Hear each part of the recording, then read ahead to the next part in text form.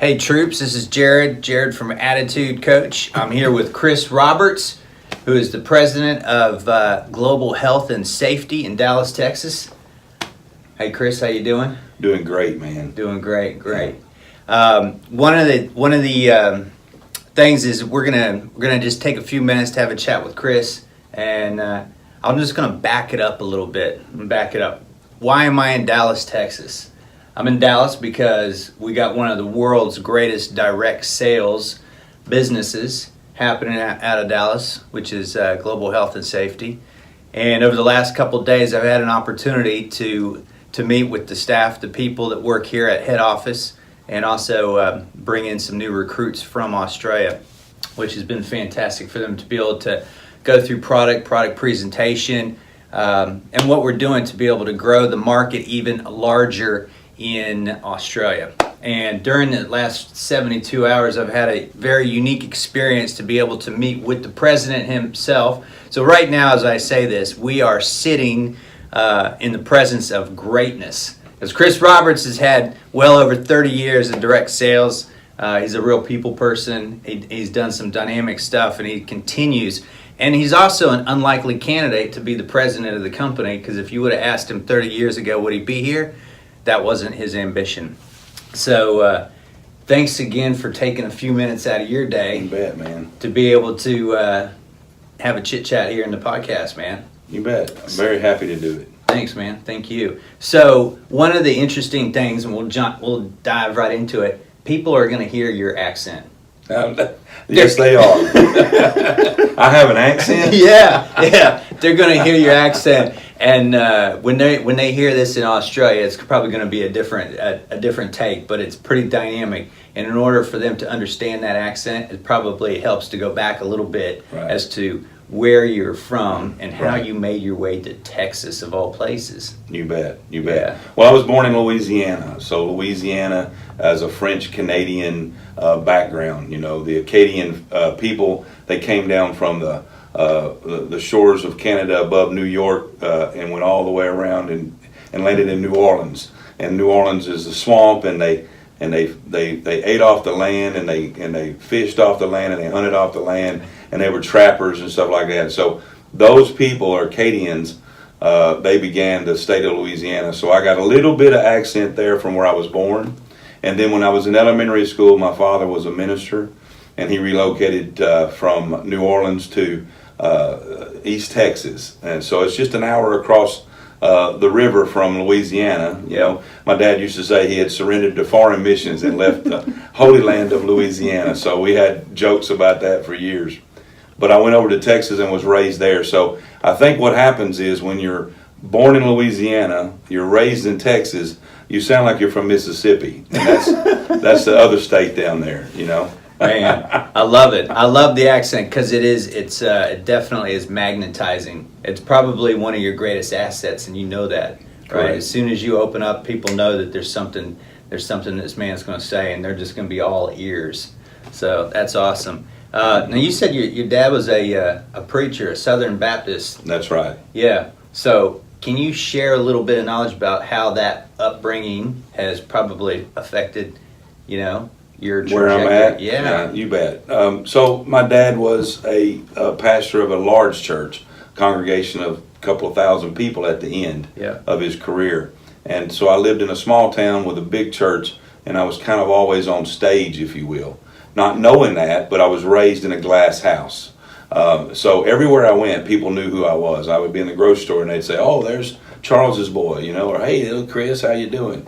And so if you're always on stage and you're always cognizant that people are watching you, it does probably affect your psyche in ways that are not normal.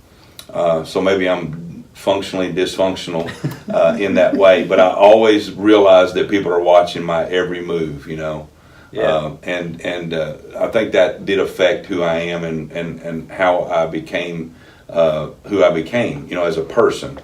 And then, of course, it probably helped me in the sales business because in sales, people are watching you for feedback, and they're watching your facial expressions, and they're watching your hand gestures, and if you sit back and relax, then they relax, Yep. And so I'm always cognizant that people are watching my every move, and I'm probably doing it also as much as I'm knowing they're looking at me. I'm looking at them and reading them the same way, how comfortable they are in a situation, and are they getting a little bit aggravated? Yep. Do I need to relax the situation? Things like that. Chris, last couple of days it's been like that back and forth, and I know that in the last 72 hours since I've been here, I know that you've said I've been eyeballing you the entire time, but I guess I'm a people person too, so I appreciate you sharing that information. I think that's great, and being a people person is about reading people. It's about trying to understand what's going on, but also having that great connection as well. Yeah. So we're talking direct sales. We're talking global health and safety. You've been doing this for 30 years, so you've got some seriously intimate knowledge, but was direct sales a path that you knew you were going to take, or is it you fell into this? I kind of fell into it. I had a friend that recruited me into the business. Yeah. He was so jacked up about it. He was like, man, this is the greatest thing in the world. We get to have fun, and we get to do things like go on trips, and we get to have big conventions and do all the things we used to do in this organization called the JCs, or the Junior Chamber of Commerce, but we get paid for it. And I was like, you're in a cult. And I need to get there to find out what it is and get you out of it. I thought he was in some kind of multi-level deal. Yeah. And I was like, I'm going to go get you out of that. So I went and saw a presentation, and as soon as they did the presentation, I fell in love with the product. And it was something that I told them at the end. They said, well, what do you think's wrong with it? I said, 2 things. They went, really? There's 2 things wrong with it? I was like, yeah. First, it's not in my home, and second, I'm not selling it. That's the only 2 things I could think wrong with it. And so I fell in love with the actual product that we at Global Health and Safety procure, and that is fire safety for homeowners. And so, we save lives, and that's something that I'm very passionate about. It ignited something deep in my bones way back then when I was 19 years old.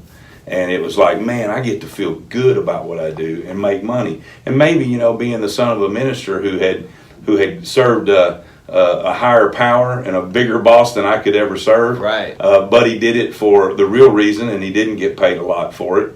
And it was kind of an ironic thing. Hey, I can keep people out of fire and get paid for it when he did it for free almost, And so that was kind of a cool juxtaposition, if you will. Yeah, that's very cool. I was watching a video that obviously it was you and your dad up on stage, and this must have been at a conference that you guys had recently. Mm-hmm. And just the back and forth, the relationship that you share with him is pretty dynamic. Obviously, Mm-hmm. being the man of the house and how he raised you guys. You bet. What were some of the characteristics that you took on board that you think you developed over the years that you learned from your father as well? Man, so much, we get good and bad from our parents, and my children have gotten good and bad from me, Yeah. and your hope is that you leave a legacy and that you make an impact that lives on after you in the things that you teach and you mentor. My dad, probably one of the biggest things I got from my dad that I strive to be is my dad was exactly what he is in the pulpit behind closed doors. Right. It was no fake with my dad. He was not a charlatan. So what you saw there was what you saw at home behind closed doors. And I can attest to that because I was raised by him. And I knew he was the real deal because I saw him behind the doors of our home. I saw him out in the woods when we were hunting. I saw him in places where nobody in the world was seeing but his own son. And if he was ever going to let it slip down to another level, it would have been then, and he didn't. He was just a man of integrity. Right. And so, man, I have failed dramatically in that avenue numerous times in my life, but I've always strived to make it there, to try to be more like that. And that's one thing I got from him. You are who you are when no one's watching. That's right. Yeah, that's right. Yeah. So I think that's one thing, and I think another thing that I got from him was to be fair. And I think it's one of the things that people say about me. And look at that, and my phone is going off. Hey, that's what you got to do in a podcast. You take That's the my call. wife. You take it, Becky. Hold you on take just a second. Hello? Hey, I'm at a podcast right now. and I'm filming right now, but you're important, so go ahead and tell me what's up.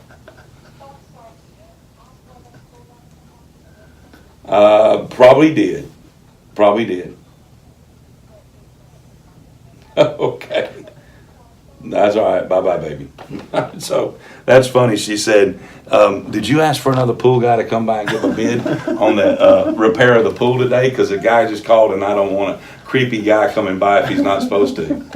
I forgot to tell her. Fair enough, man. So anyway, back to the subject. Yeah. The other thing I learned from him was being fair. And fair is not always equal.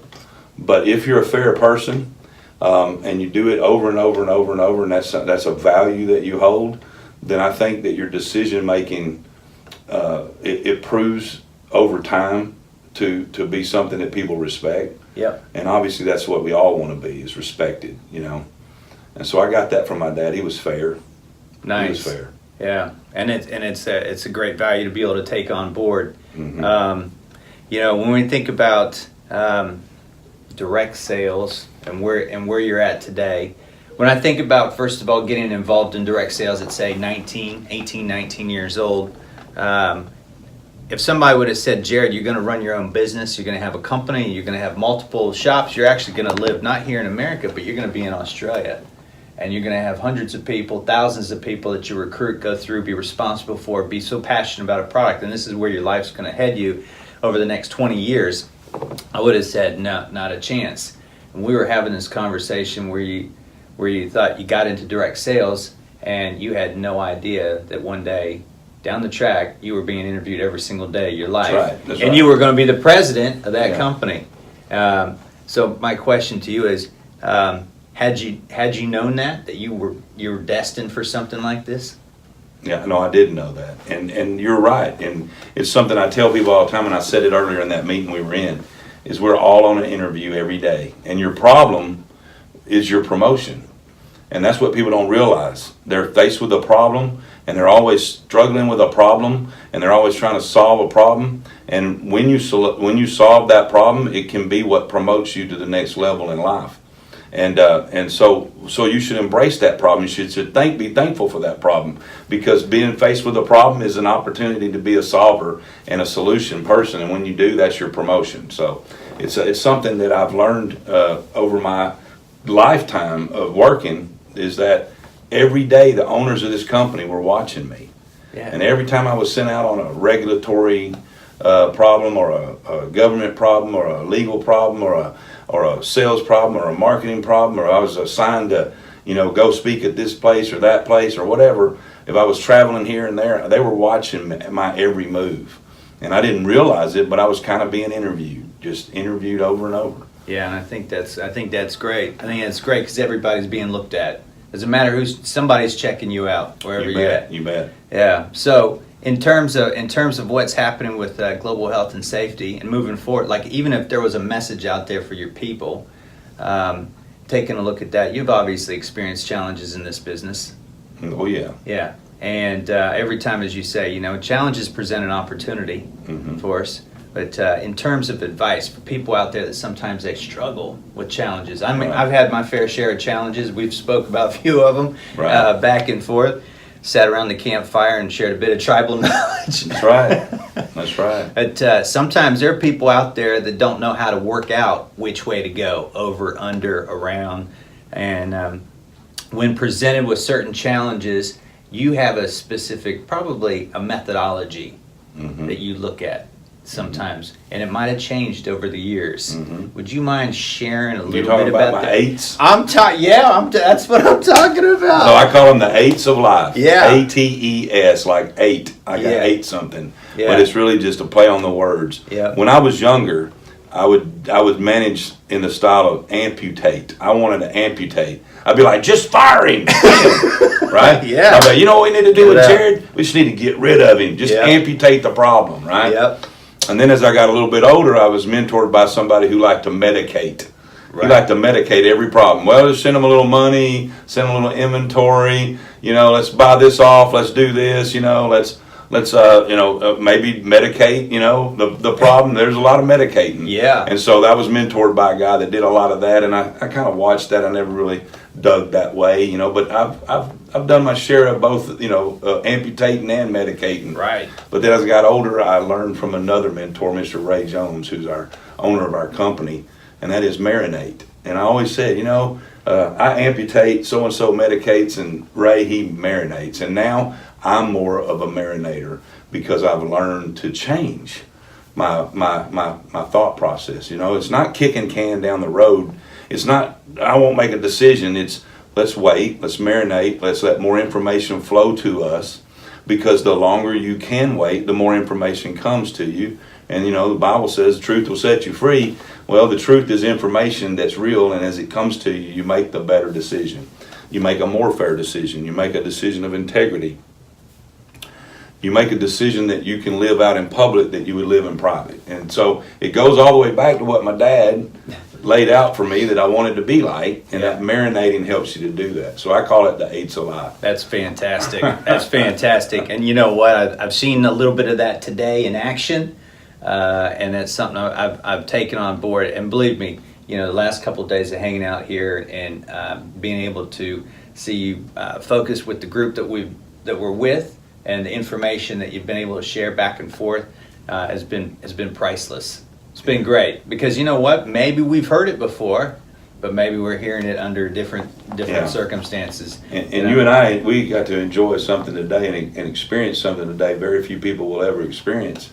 Or at least in my world, they would. We had two guys that we've been dealing with today that are they're Moldy, and they're from New Zealand, and now they live in Australia. And you brought them over here to meet me because they're looking for an opportunity. Yep. And one of the things that I just, this is what drives me, is I love watching our company change people's lives.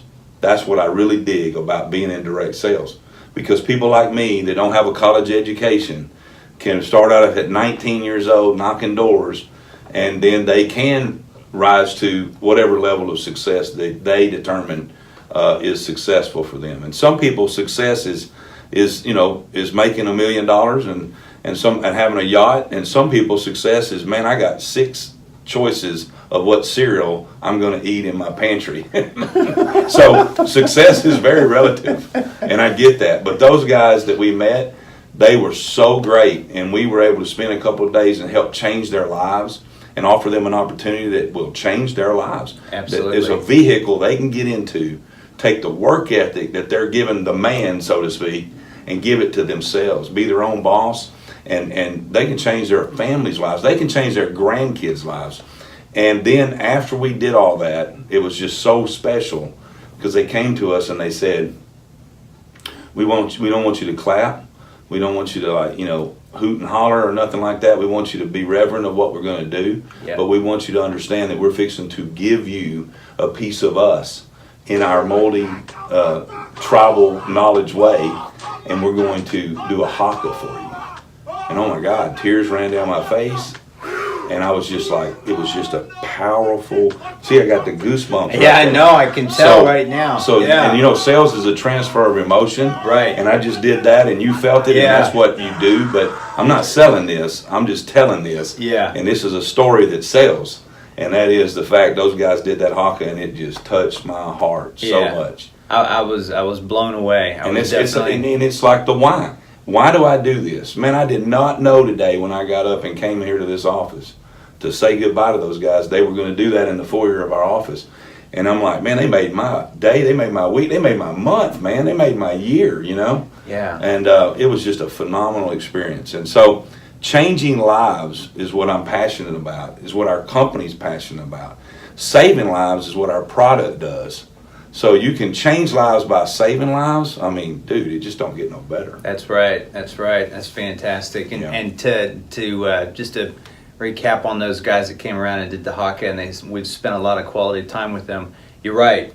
Goosebumps, the transference of feelings, everything that they gave, especially because there was other office staff here. It wasn't just us. There was a lot of people that were part of that, and we got that film too. So Maybe, Yeah, we do got that film. Yeah. Maybe put that in there somewhere. I don't know. That's awesome. That was dynamic. I actually did not know what to expect. I've seen the Haka. I know you've seen the Haka. Yeah. I didn't know what to expect, but to literally be 3 meters or less away from two guys that just got into character. And they gave it all they had. They did. They totally did. Howard's eyes were crossed. Oh, man. He was really getting into it, you know. And he was like, "Ah," and I was like, whoa. And I told you, I said, I've always watched football teams do it. Rugby teams do it. The All Blacks. Yeah. I've watched in America football with helmets on. They get over there on the 50-yard line and they do it, you know, to kind of intimidate the other team because it's a war dance. Yeah. And those guys just did that today out of honor and respect for what we gave them. And, you know, one of the things we gave them was the dream catcher. And we gave them that journal, and we gave them that app that we made here at our company, and it's free. And we gave it to them so they could use it to find their values, to find their goals, to catch their dreams. And so we gave them something, and then they gave us something.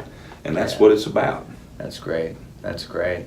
Mm-hmm. So the company is growing. Yes. GHS is growing.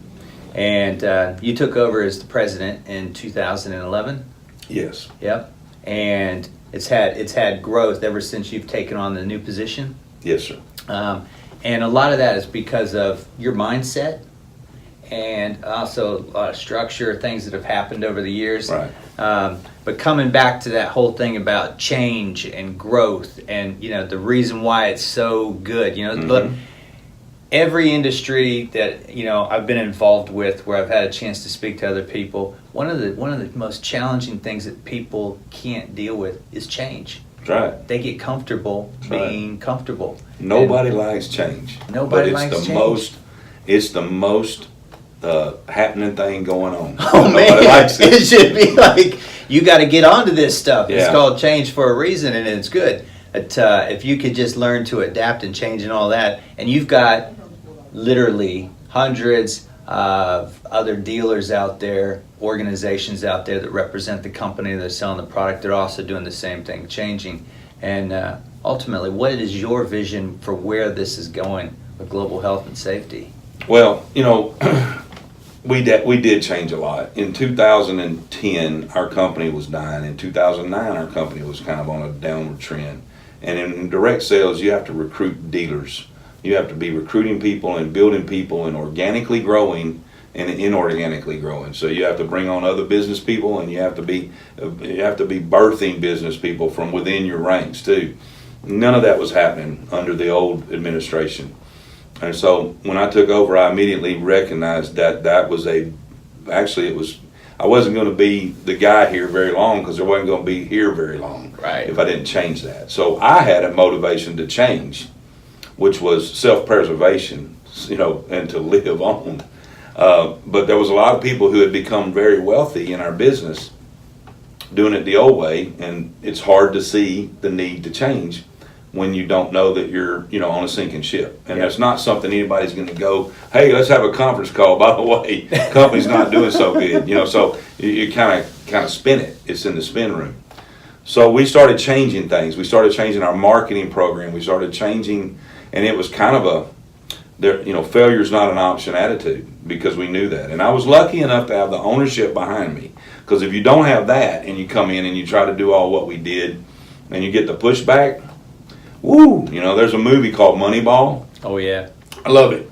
It came right at the right time, you know, with Moneyball. The Boston Red Sox owner, he goes in to see Brad Pitt's character, and he goes, when you start changing stuff, the dinosaurs go batshit crazy. And that's a great line, because it's true. And he also says, the first one through the wall gets bloody. They always get bloody. And I watched a lot of people come with me down this road and follow me down a road that I didn't even know where we were going. And they got bloody. Almost every one of us got bloody to a certain degree in their own way. We got bloody. And when you finally see the thing start turning, it's awesome. But change brings conflict every time. Right. And then if you do it right, it brings growth. You know, my dad said in that video you were talking about a while ago, he said, everybody likes change, the kind that goes jingle in their pocket, but they don't really like change. And that is true.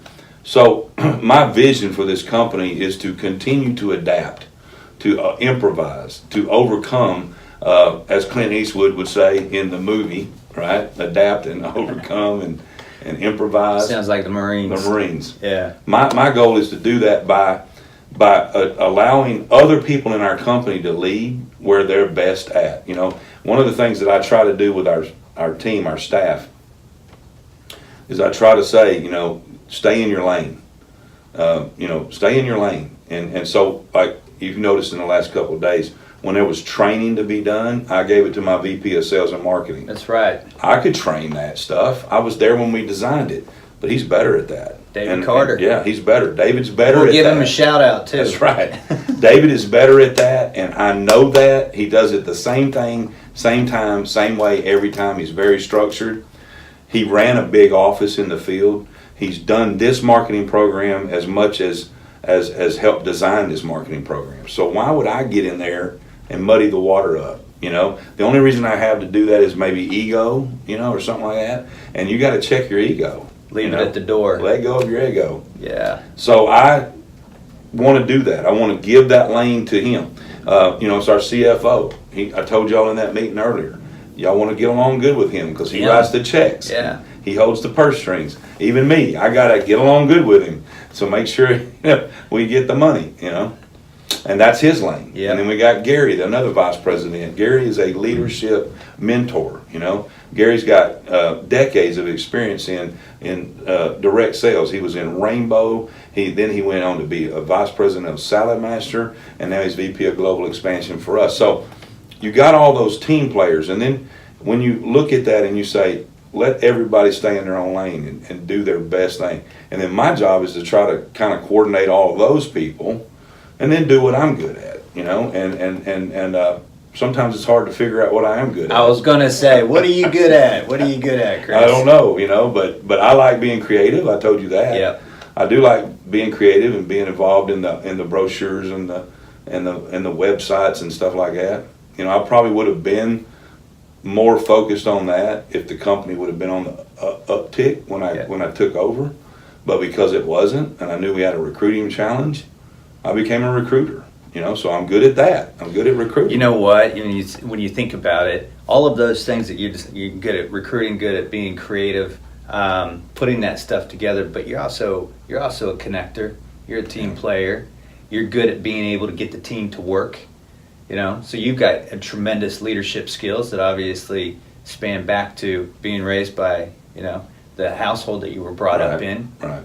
So all of that was necessary for you to be in this position that you're in right now, because there was nobody else that was probably as qualified in that position that you're in that has that whole host of skills that the current president needs to bring to the table.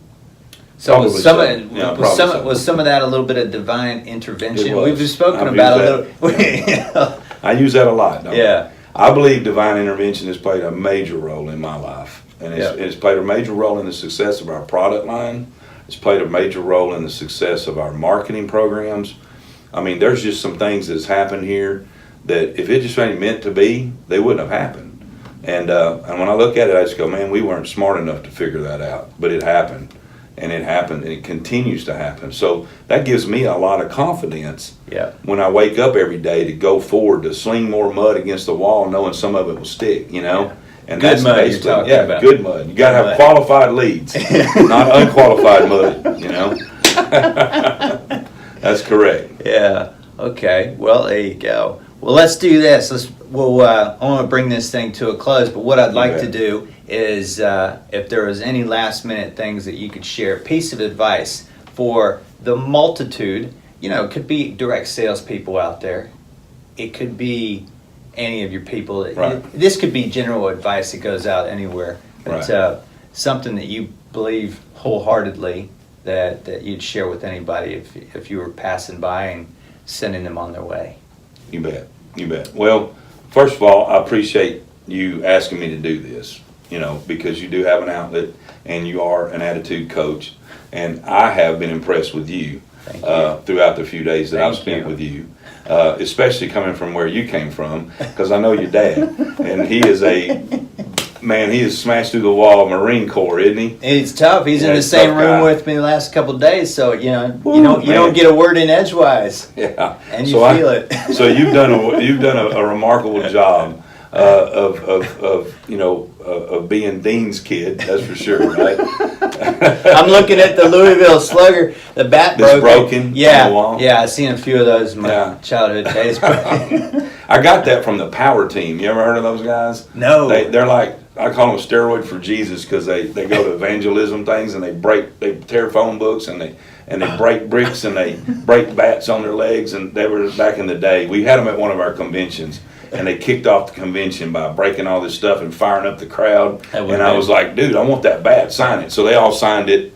I have no idea what their names are, but the signatures are on it. So Cool it's great. piece. Cool Yeah, piece of memorabilia. A lot of memorabilia in my office from 30 years of That'll be the next podcast. serving this team. Yeah. So, but I appreciate you doing this. But the thing I would tell people in the world outside of direct sales, Yeah. or people that are wondering about, how can I have a better life?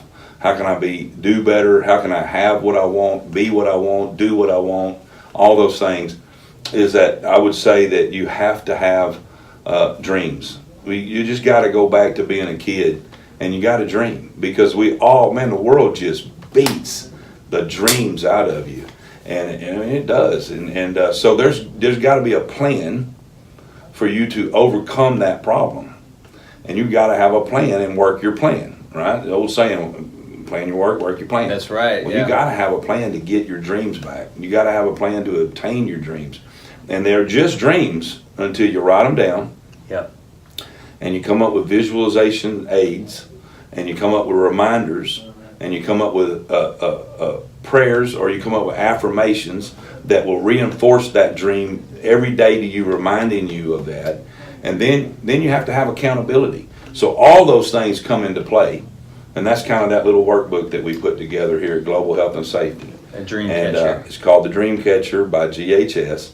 And then the book, if you want a book, you don't need the book. You can just go online and go to the App Store in iPhone, or the Google for Android, and you can Google Play Store or whatever that's called, and you can get the app, download it, and then you're going to need a password, and the password is DREAM, Dream. And when you get that, it's free. It's just get it. There's nothing, no catch. And when you do that dream, you put it in there. There's a workbook at the bottom out of the menu, and you hit the workbook, and it'll run you through the workbook. So you don't have to have the actual physical paper. Right. But you can do the work, and the work will help you to establish your values, help you establish your dreams again, and brainstorm and start dreaming. I mean, granted, you got to be realistic. I can't be an astronaut. It's too late. It's too late, right? I got 2 metal knees and 2 fake eyeballs. Well, the way the space race is going, we might have something in the next 10 years where they say, you know what, you're going to be the next guy. We're going to have to throw you in there. That's true. And here's the thing. I always say I can't be an astronaut anymore because my body's too shot. But I didn't go to college, but I bought 2 college degrees for 2 kids. So you maybe buy your way to space, right? That's right. One day. And that'd be your dream, to be able to pay for whenever Somebody. Richard Branson gets it all figured out, or Eli, old Musk. Yeah. Well, that's awesome. So the app is actually free. It is. It's free. It's free. Yeah. Look at that. I didn't even expect that to happen. So you've got, for anybody that'll be listening to Yeah. this, So I they would have a do that chance. for anybody outside of direct sales, because Yeah. I think it's just something that would help them. Yeah. We did it for our company because we wanted to help our people Yeah. to dream and to set goals and to obtain their success, whatever it is for them, because that's what we want for them. But I think it's a good thing for anybody to use. Fantastic. And one thing I'd normally ask people, whether or not that, if somebody ever wanted to get in contact with you because they liked what they heard, how would they do that? Man, if you really want to get in touch with us, the best way to do it is to go to homesafenetwork.com, HOMESAFE, network, NETWORK.com.